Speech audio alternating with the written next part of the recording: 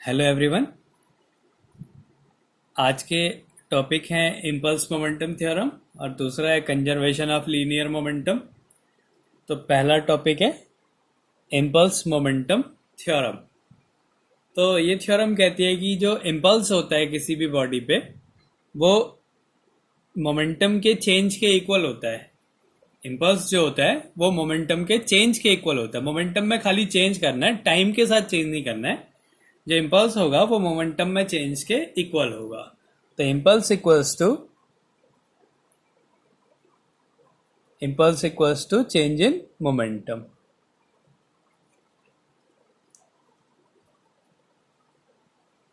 impulse equals to change in momentum, ये है हमारी impulse momentum थ्योरम।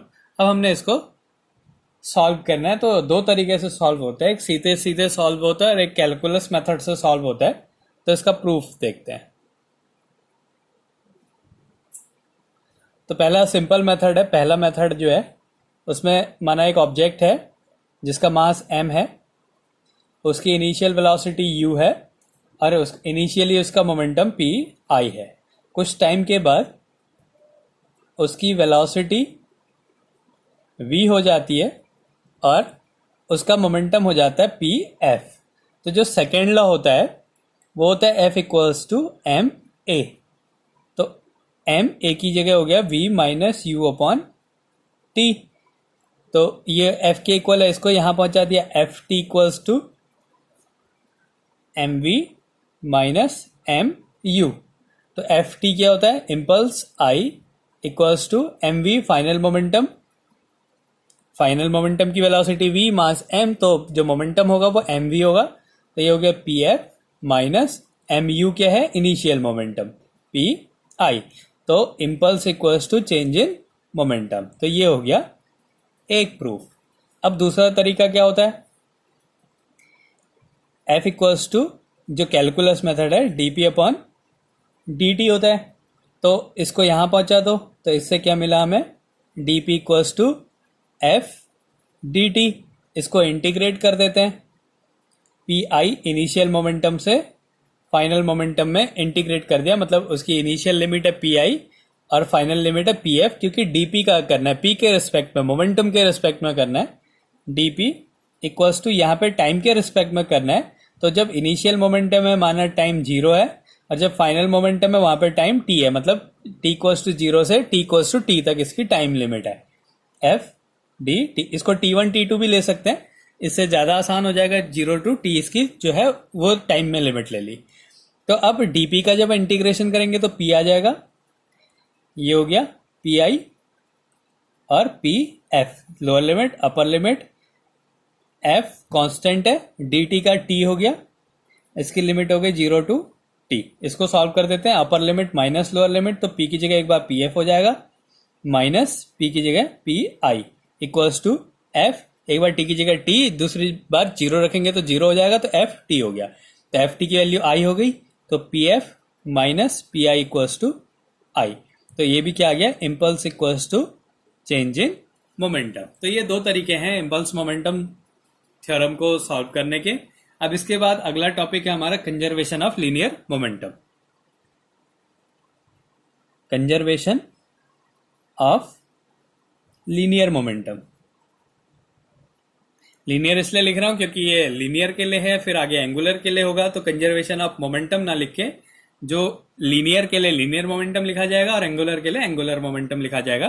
तो कंजर्वेशन ऑफ लीनियर मोमेंटम। तो हमें पता है कि जो मोमेंटम होती है वो कैरेक्टरिस्टिक प्रॉपर्टी होती है एक मूविंग बॉडी की। अगर किसी बॉडी के पास कोई बॉडी मोशन में है तो उसके पास मोमेंटम होगा जिसकी वैल्यू एम वी होती है। तो ये इसका जो स्टेटमेंट है ये कहता है कि फॉर एन आइसोलेटेड सिस्टम मतलब ऐसा सिस्टम जिसमें कोई फोर्स नहीं लग रहा है, तो for an isolated system momentum of a body remains constant. किसी आइसोलेटेड सिस्टम का के लिए किसी भी बॉडी का जो मोमेंटम होता है वो हमेशा कांस्टेंट रहता है। तो इसका स्टेटमेंट लिख देता हूं मैं, for an isolated system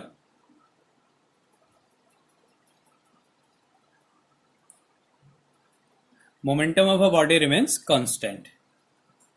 Momentum of a body remains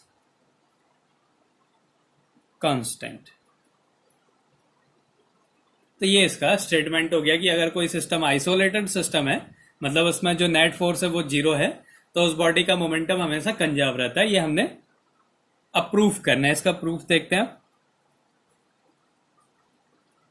तो हमें पता है F equals to dp upon dt, ये सेकेंड लॉ है मोशन का। तो यहां से dp की वैल्यू क्या हो जाएगी, F dt।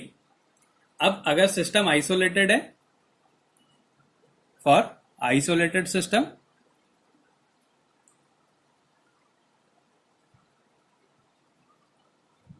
जो कंजर्वेशन ऑफ लीनियर मोमेंटम है, इसके लिए सिस्टम का आइसोलेटेड होना जरूरी है। इसलिए इसकी जो स्टेटमेंट होता है उसमें ये लिखना जरूरी होता है, या फिर ऐसा लिखना होता है कि if no force act on the system then momentum of a body remains constant. तो नो फोर्स एक्टिंग मतलब वो सिस्टम कैसा होगा, आइसोलेटेड सिस्टम होगा।